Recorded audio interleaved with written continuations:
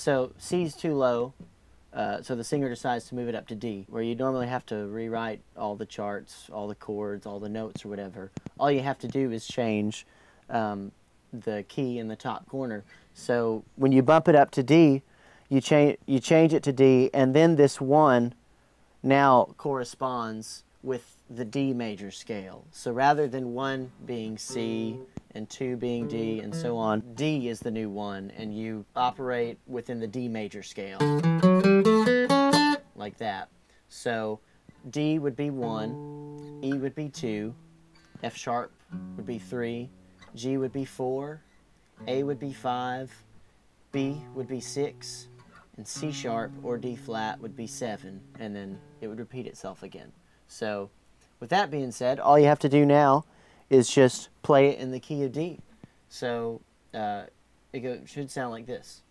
1, 2, 3, 4.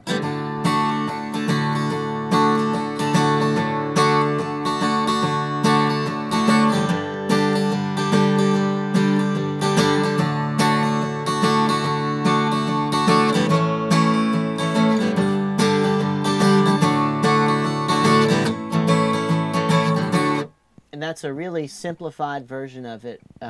You can do a lot of things to make the chart or the song more involved. One thing that you'll see a lot of is what they call a split bar, where you'll change chords in the middle of a measure. So that would look something like this. Let's say, and a split bar does exactly what it says. So now you see you've got 1 and then a 1 split 4 there. And what that means is that now each chord will get 2 beats. It's still a 4-bar measure, but each chord gets 2 beats. So that would sound like this. 1, 2, 3, 4.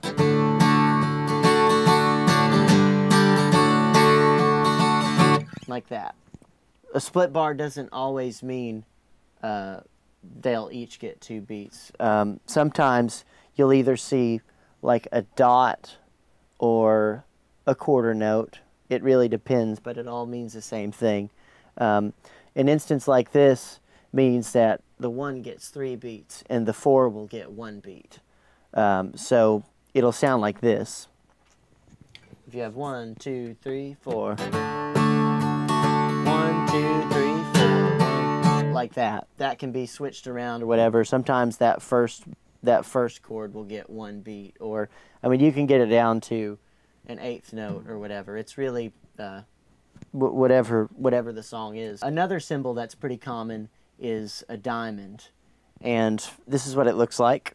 What that basically means is it's the same thing as a whole note, or you know, holding the chord for the duration of the measure. So if we play this last line here, this is what it'll sound like. 1, 2, 3, 4.